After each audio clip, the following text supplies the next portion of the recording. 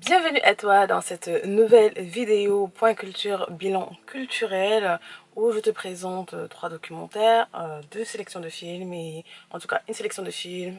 Je te parle d'un bouquin en essayant de te les vendre. J'essaie de te convaincre par tous les moyens de les voir parce que bon, je les ai vus et ils m'ont particulièrement manqué et je pense qu'ils t'apporteront quelque chose d'intéressant. Alors on va commencer directement par la sélection de documentaires, j'en ai trois. On va commencer par Des bourreaux aux mains propres d'Arte. C'est un documentaire fascinant qui nous parle de l'histoire de la torture. J'en ai resté un documentaire qui était très froid, très glaçant et très perturbant. On va nous parler de l'histoire de la torture. En gros, un petit peu l'évolution et on nous présente quelle est la torture la plus atroce pour l'être humain. On nous montre en fait toutes les expériences qui ont été faites pour arriver à ce résultat-là. C'est-à-dire qu'il y a quand même des gens qui se sont posés. Bon, on sait que l'être humain est tordu de base. Hein. En la science, au nom de la science, on a fait beaucoup de choses dans le passé. On continue de faire beaucoup de choses. Science, psychologie, tout ce genre de choses-là. Mais il nous emmène à découvrir quelle est, à ce jour, en tout cas ce qui est su, ce qui est connu, la torture la plus horrible pour un être humain qui est pratiquée du coup dans les prisons, dans les plus hauts centres de détention. Et cette torture-là, elle va complètement à l'encontre de ce que je pensais.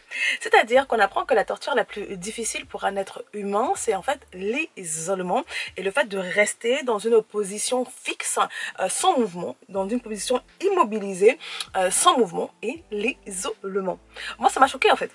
Ça m'a concrètement perturbée parce que moi je pensais que la torture par rapport à ce que les films nous vendent, par rapport à ce que Hollywood nous vend, je pensais que la torture c'était des coups de poing, comment on dit ça, je manque même les mots, le fait de la noyade, le fait d'étrangler quelqu'un et tout, casser une jambe, couper des mains, couper un doigt au fur et à mesure, l'électrocution. Voilà, mais moi je pensais que c'était la torture la plus importante, qui était la plus efficace, était une torture physique, était une torture qui était associée à la douleur. Et on se rend compte que non. Voilà, on se rend compte qu'on n'a même pas besoin de nous frapper, on n'a pas besoin de nous faire des choses les plus horribles comme on nous a vendu dans 24 heures chrono avec Jack Bauer pour que la torture soit efficace et que c'est vraiment l'isolation. Et quand on regarde les choses, on se rend bien compte que si on regarde aujourd'hui, nous, notre génération, qui est une génération au final assez dépressive, qui souffre assez de l'isolement. On a vu les conséquences qu'il y a eu après la pandémie et le confinement autour. On peut comprendre, hein, voilà, en rétroactivité, on peut comprendre à quel point, oui, effectivement, la torture liée à l'isolement pourrait être autant efficace parce que on est social et on se rend compte au fur et à mesure, depuis l'invasion de notre mode de vie par la technologie, par les réseaux sociaux, l'être humain, nous sommes de plus en plus isolés et nous souffrons de plus en plus, en tout cas nous qui sommes en Occident et qui sommes dépendants aujourd'hui de toute cette technologie là, parce que on va se rendre compte que quand on va dans différentes cultures où il y a un mode de vie différent, c'est pas la même chose, parce que les gens les plus heureux, je dis outre les pays nordiques, hein, d'Europe comme on nous vend à chaque fois, et quoique quand on regarde leur mode de vie, il n'est pas autant associé aux réseaux sociaux, il n'est pas autant associé à l'apport de la technologie. Et quand on va partir en Afrique, où il y a quand même des gens, on voit le bonheur qui n'est pas forcément lié au matériel, donc on voit qu'il n'y a pas une si grande corrélation entre le bonheur et le matériel comme on pourrait croire nous ici en Occident.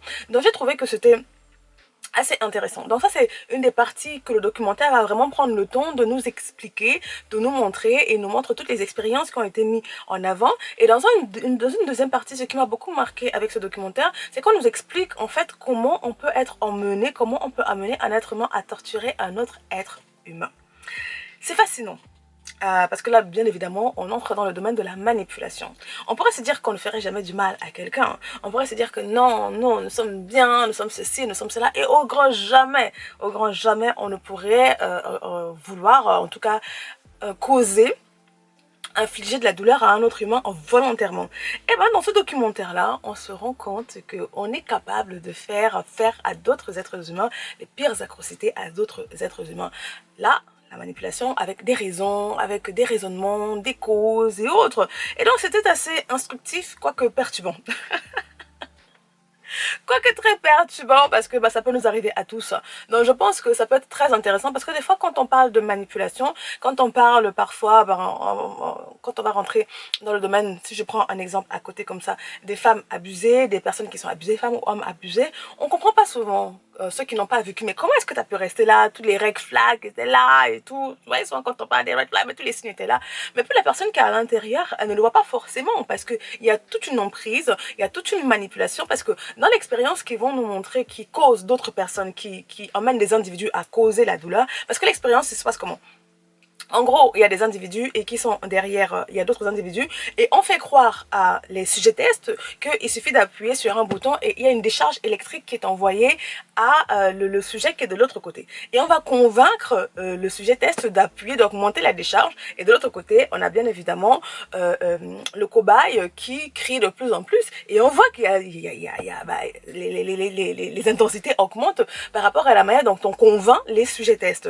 Donc ça peut nous arriver à nous tous en fait, ça peut nous arriver à nous tous de nous faire manipuler de la plus pire des manières. Donc moi, ça m'a fait vraiment avoir un peu de recul par rapport à certains jugements, certaines perceptions que je peux avoir des personnes qui ont subi des abus, subi des manipulations. Pas des abus quand ils sont petits, mais des abus majeurs. Parce qu'on se dit, mais comment tu n'as pas pu voir ça? Mais en fait, la manipulation, c'est quelque chose. Il y a des gens qui sont des experts là-dedans. Et troisième point dans ce documentaire, très intéressant, et je pense en termes de psychologie, c'est important de comprendre cela. Il nous montre comment on a été insensibilisé en tant que société à la torture. Il nous montre les mécanismes qui ont été mis en place pour nous influencer, nous, à accepter la torture, à accepter par exemple le Guantanamo. Je sais qu'il y a quelques années déjà auparavant, il y avait eu le grand scandale quand des photos de ce qui se passait à Guantanamo, quand il y a eu le déclenchement de la guerre en Irak avec les États-Unis. Il y a eu des photos qui ont leaké, des articles qui sont sortis par rapport à ce qui s'y passait. Et donc c'était assez scandaleux la manière dont on traitait les êtres humains. Et donc la question, une problématique qui a été montée, c'est comment on a insensibilisé la population, la société à accepter la torture. Parce qu'au final, c'est passé par quoi? Entre guillemets, c'est passé, pas entre guillemets, d'abord, c'est passé par les médias. Les médias nous influencent grandement et je crois qu'on ne se rend pas compte à quel point les médias, tout ce qui est promu par les télés, par les films, par les séries, vont venir shaper, vont venir transformer notre perception, notre manière de penser et vont nous faire accepter tellement de choses. Il y a des choses qu'on ne pouvait pas accepter il y a longtemps et aujourd'hui, nous voilà où nous en sommes. Et de la même manière pour la torture, il y a eu un long processus vraiment très minutieux d'insensibilisation généralisée qui est passé par les films, notamment 24 heures chrono, où on nous explique que l'auteur, c'est-à-dire Jack Bauer, l'acteur principal, doit casser des bras, il doit tuer, il doit faire tout pour empêcher la bombe. Donc, afin d'empêcher la bombe, il n'a pas d'autre choix que de torturer. Voilà, il n'a pas d'autre choix que d'aller au bout des choses, de faire la pire des choses. Mais du coup, et ça, il y a tellement de séries maintenant qui sont sur ce thème-là, qui ont été, je sais pas si on regarde un peu la production cinématographique sur une période, on va se rendre compte qu'il y a beaucoup de films qui sont sortis dans ce genre-là. Homeland, pas mal de choses comme ça, où bah, c'était toujours le principe de torturer pour la paix, torturer pour la justice. Et donc, on peut arriver à la question finale qui reste, je n'ai pas de réponse, hein. Je pense que chacun d'entre nous, si jamais tu as une réponse, tu peux la mettre en commentaire. Les prisonniers et les présumés terroristes doivent-ils être torturés? A-t-on le droit de torturer des gens parce qu'ils sont des terroristes? Voilà. Parce que peu importe les actes qu'ils ont commis, hein, a-t-on le droit de les torturer? C'est une question qui reste là. Parce que quand on pense à cela, la frontière entre le blanc et le noir, le bien et le mal devient rapidement floutée. Et c'est ce que ce documentaire va venir mettre en place par rapport à nous qui nous sentons parfois juste, purs et tout. Sur certaines questions, on se rend compte que la ligne devient très floue. Donc, Des bourreaux aux mains propres d'Arte, je te conseille vivement de le regarder. Donc, je te mettrai le lien, j'ai trouvé un lien, j'ai trouvé un lien en ligne parce que bah ils l'ont retiré sur Arte, mais j'ai trouvé un lien, je te le mets en commentaire, je te le mets dans la description, donc regarde-le. On va passer ensuite au deuxième documentaire qui est un peu historique, sur une figure historique, à savoir Kadhafi, et c'est La vérité sur Kadhafi, fait par Grandeur Noire, que je te conseille grandement de regarder. Il date un peu, mais la pertinence reste d'ordre, reste à jour. Dans ce documentaire, j'ai été franchement profondément touchée au moment où je l'ai regardé, parce que quand je l'ai vu, je me suis dit mais pourquoi ne nous a-t-on pas présenté Kadhafi ainsi? On nous l'a présenté comme le pire dictateur, le pire président, le pire homme politique du monde. Ça datait déjà, mais je crois que nous, aujourd'hui, on est beaucoup plus éveillés sur vraiment les choses qui se passent en haut. Bon, certains, c'est pas tout le monde encore, tout le monde n'est pas encore woke, tout le monde n'est pas encore éveillé. Mais dans ce documentaire, Grandeur Noire va prendre le temps de nous présenter ce que cet homme a fait pour son pays. Parce que si on regarde un peu si on refait un peu une marche en arrière, une rétrospective, si on repart un peu dans le passé, on va se rendre compte qu'il n'y a jamais eu vraiment d'articles qui sont sortis qui présentaient cet homme-là sous un jour positif. C'était le pire, un abuseur, un ceci, un cela, il abuse, il vole son peuple souffre, nanana. Mais aujourd'hui, on sait que dès que des médias mainstream parlent d'une chose, il faut souvent regarder à l'opposé. On a compris ça aujourd'hui, mais dans le passé, c'était pas le cas. Donc, elle va nous présenter ce que cet homme a fait pour son pays.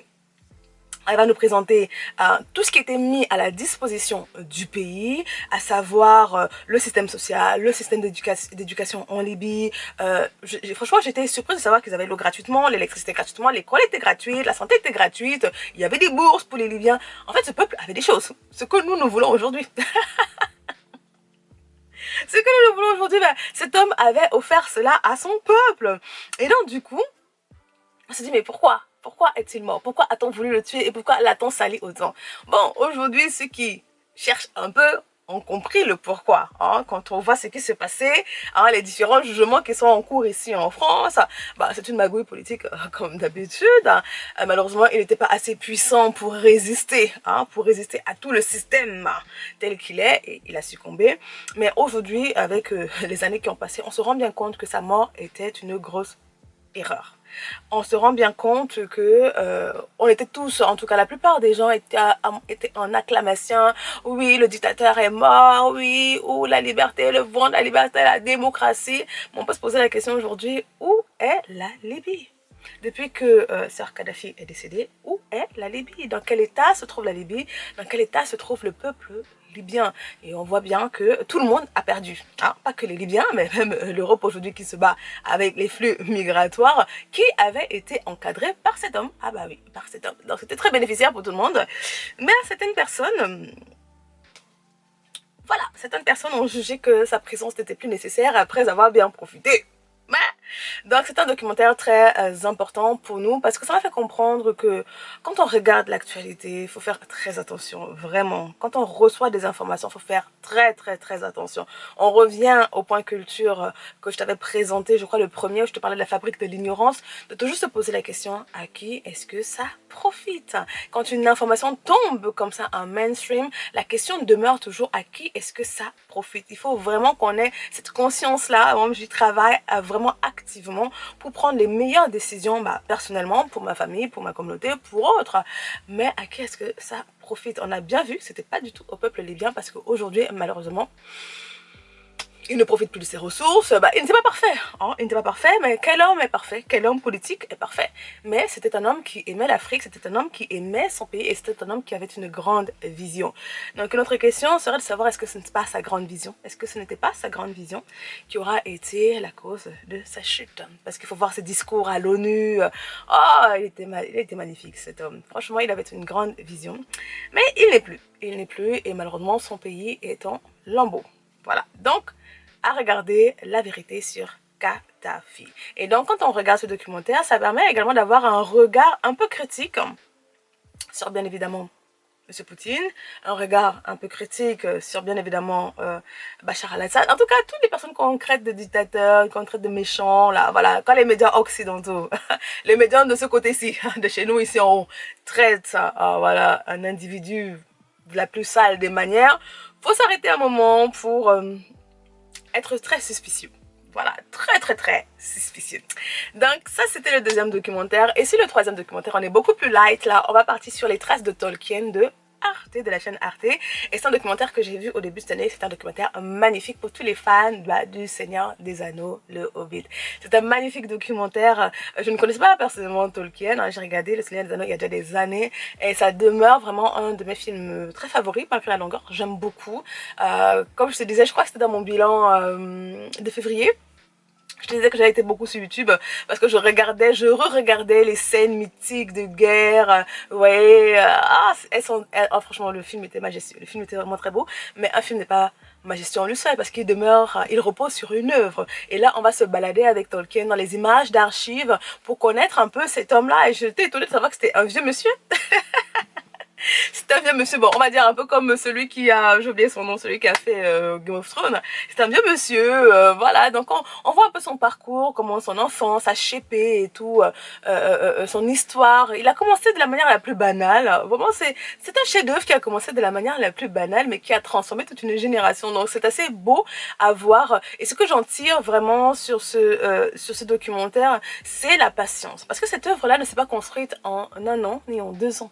C'est construit sur des dizaines d'années. Ça a pris du temps, énormément du temps. C'est une œuvre qui est bâtie sur des larmes. On parle de ses épreuves de vie, les épreuves de la vie, tout ce qui s'est passé. On voit un peu la connotation, la corrélation entre les différents événements qui sont passés dans l'actualité, pendant sa génération, pendant sa vie. Et la corrélation, on essaie de faire une corrélation par rapport à l'œuvre. Est-ce qu'il y a des représentations dans ces différents personnages par rapport à ce qui se passait, par exemple que ce soit les Hobbits, parce que on pense que le Hobbit a été un peu corrélé, était un peu caricaturé, était designé par rapport à lui-même, sa personne. On découvre un peu que c'est un homme qui aimait beaucoup les langues, qui a créé les langues, qui a créé sa propre langue. Donc en fait c'était très beau. Donc pour les fans de Game of Thrones, pour les fans du Seigneur des Anneaux, du Hobbit, je vous conseille vraiment de vous balader un peu avec Tolkien. On se balade un peu dans ses pensées, on se balade un peu dans ses douleurs, ses peines, ses réflexions qui ont conduit à un magnifique chef-d'œuvre. Donc, sur les traces de Tolkien par Arte. Maintenant, on va passer au film. Et là, j'ai 2 films, donc c'est une franchise, 2 films d'une même franchise. Police Academy, qui sont mes films. Vraiment, ça fait partie de mes films favoris. Voilà, j'ai beaucoup de films favoris. Police Academy, le 1 et le 2, vraiment en tout cas toute la série, mais le 1 et le 2 sont vraiment très très beaux. Donc le 1 c'est de 1984 et le 2, Police Academy au boulot, c'est 1985. Donc ils sont environ 1h40 et c'est Hugh Wilson le réalisateur. Alors, ça fait le résumé du premier film. Sous l'impulsion du maire, une académie de police new-yorkaise ouvre ses portes à tout citoyen qui veut s'y inscrire, sans examen d'entrée préalable. Le jeune et turbulent Carré Mahoney s'y voit envoyé sous la contrainte et fera tout pour s'en faire virer. Il y rencontre une galerie d'individus tout aussi loufoques les uns que les autres. Et franchement, ce film, c'est que du comique, de l'exagération, c'est de la comédie, mais c'est du comique exagéré. C'est même pas de la comédie, c'est du comique.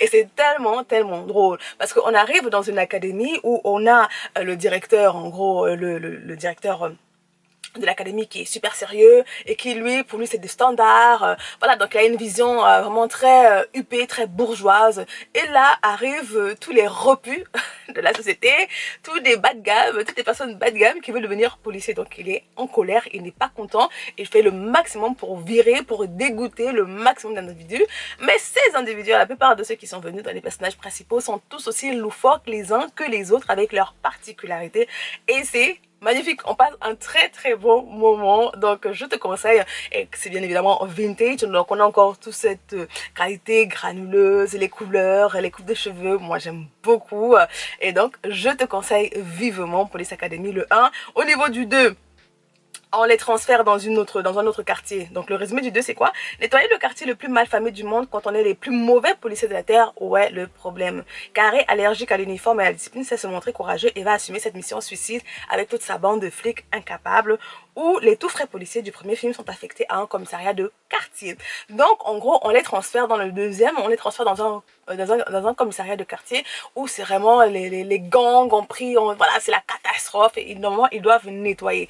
Donc on a les pires, les plus catastrophiques, les plus voilà, les plus empotés de flics qui sont transférés là-bas, où il y a les gangs les plus ardus. En fait, c'est que de la comédie, c'est que du comique, c'est que du drôle. Donc, je te conseille vivement, je les aime énormément, voilà, je les aime énormément, mais je te conseille vraiment de les voir, Police Academy. Je trouve qu'on n'en parle pas assez de ce film-là, c'est pas très connu, Police Academy, mais toute la franchise, pour moi, elle est sublime, donc je te conseille ces 2 films-là. Et pour le dernier, le dernier versant, la dernière portion de ce point culture, de ce bilan culturel, je vais te parler de Sherlock Holmes. Voilà, étude en rouge, le signe de 4. Donc, je t'avais parlé dans le précédent, dans le premier, je t'avais parlé de Agatha Christie. C'était Agatha Christie et Hercule Poirot. Ici, c'est le premier livre du coup de Sherlock Holmes où il y a la présentation entre, on voit la découverte première entre Watson et Sherlock Holmes. Et ce que j'ai trouvé assez intéressant dans ce premier tome de Sherlock Holmes, c'est que je n'avais pas cette image, j'avais une très fausse image de Sherlock Holmes. Parce que moi, j'ai découvert Sherlock Holmes quand j'étais petite avec le dessin animé de manga où c'est des chiens. Et donc, bien évidemment, comme c'est un dessin animé, c'est à un public enfantin, dans un public très jeune. Donc du coup, le design, les histoires sont plutôt drôles, moins lourdes. Mais dans celui-ci, quand on découvre Sherlock Holmes, on se rend d'abord compte que c'est un camé, c'est un drogué, voilà, hein, déjà pour commencer.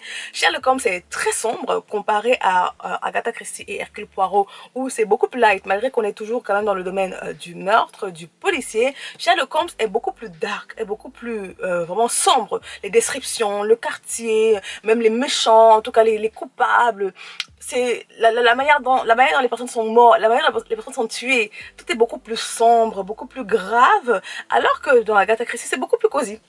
Oui, il y a un meurtre, il y a des personnes mal intentionnées, mais c'est beaucoup plus cosy, et je pense même quand on voit la manière dont les séries et les films ont été faits, et quand on compare avec Sherlock Holmes en film, on voit que la palette de couleurs est très sombre chez Sherlock Holmes, alors que du côté de chez Agatha Christie, certes c'est pas non plus du orange pétant, mais on est quand même beaucoup plus coloré, beaucoup plus doux. Donc c'est la première chose qui m'a marqué entre ces deux détectives, très populaires, très connus. C'est vraiment, ils ont un mode de fonctionnement complètement différent. On va dire que Sherlock Holmes est le type de détective que dont Hercule Poirot se fout royalement. C'est-à-dire que Hercule Poirot, lui, il est dans le style, je suis calme, je fais travailler mon cerveau, je ne suis pas à quatre pattes pour chercher des indices, des mégots pour comparer la trace des pas et tout. Alors que Sherlock Holmes est entièrement dans ce style-là. Sherlock Holmes c'est un détective qui va prendre des mégots, qui va regarder tous les descriptifs, voilà, il va pouvoir identifier les personnages, identifier l'histoire d'un personnage par rapport à ses mains, par rapport aux marques qui sont sur lui. Donc c'est très intéressant quand on a lu les deux œuvres de pouvoir voir des différences assez flagrantes entre les deux détectives et entre les deux histoires. Donc c'était un très très bon livre, hein. C'est vraiment l'introduction, même les relations entre les deux, entre Hercule Poirot et Hastings, et ici Watson et Sherlock Holmes, la manière dont leurs relations sont mises en avant est assez intéressante. C'est-à-dire que avec Hercule Poirot et Hastings, on a toujours un peu ce côté, parce que déjà, Hercule Poirot est plus âgé que Hastings, donc on a un peu ce côté de papa et tout, qui a un regard un peu bienveillant, malgré un peu l'ignorance de son collègue, de son ami. Et puis ici on a Watson et Hastings qui sont quand même un peu, on va dire, à la même tranche d'âge, parce qu'ils sont déjà un colocataire, et donc dans la même tranche d'âge, et la manière dont leur relation, en tout cas dans ce premier tome, est mise en place est assez intéressante, où il n'y a pas cette patronisation là, voilà, un peu ce côté paternel là, non, c'est vraiment c'est très différent. Mais ce qui est sûr, c'est que les deux amis, Watson et Hastings, ont compris que leur contemporain, leur détective, aimait les compliments. Donc on voit qu'il y a quand même des traits de caractère qui sont communs. L'égoïsme, l'intelligence, la supériorité, voilà, le désir d'être, voilà, toujours élevé, encensé, je suis le plus intelligent, je le sais, voilà, c'est comme ça, c'est ça, donc c'est assez intéressant, donc je te conseille vivement Études en rouge, et puis ici c'est les deux, donc c'est d'abord Études en rouge, le premier, où voilà, il y a l'histoire d'un meurtre, et bon, ça se voit aussi de l'autre côté, mais ce qui m'a particulièrement marqué également dans cette œuvre, un autre point par rapport, quand je fais le comparatif, c'est vraiment en comparaison, parce que j'ai lu beaucoup d'Agatha Christie, c'est que même au niveau des histoires de meurtre, on se déplace très loin avec Sherlock Holmes. C'est-à-dire qu'avec Hercule Poirot, les meurtriers sont toujours autour, sont toujours ensemble. Voilà, c'est un ensemble de personnes qui sont là, généralement dans Agatha Christie, un ensemble de personnes sont là et le meurtrier se trouve parmi les personnes qui sont là. Ici, bah, pas du tout, le meurtrier il est à l'autre bout, on sait même pas où il se trouve. En fait l'histoire elle est très élargie, voilà, elle est très élargie même temporellement. Voilà, même temporellement, on part dans le passé pour retrouver, en fait c'est assez intriguant, c'est assez intéressant à voir cette différence de construction là. Bon, je n'ai pas lu plusieurs autres œuvres de Sherlock Holmes pour le moment, mais en ayant juste lu ces deux premières œuvres là, parce que c'est deux livres en un, Le Signe des Quatre et Études en rouge, bah, je trouve ça assez intéressant. C'est vraiment, c'est une différence, c'est une autre grande différence flagrante entre Hercule Poirot et entre Agatha Christie et Arthur Conan Doyle. Donc, voilà un peu mon retour sur ce livre aussi. Donc, si tu veux quelque chose de beaucoup plus sérieux, de beaucoup plus sombre, de beaucoup plus dark, de beaucoup plus profond, celui-ci. Si tu veux quelque chose de beaucoup plus cosy, de beaucoup plus posé, mais tous les deux, ils sont drôles. Hein? Que ce soit Sherlock Holmes ou Hercule Poirot, ils sont très très drôle. Donc voilà pour moi pour aujourd'hui. Dis-moi en commentaire si tu as déjà lu ces œuvres là, si tu as déjà vu ces documentaires là. Dis-moi ce que tu en penses et on se voit la prochaine fois. Bye bye.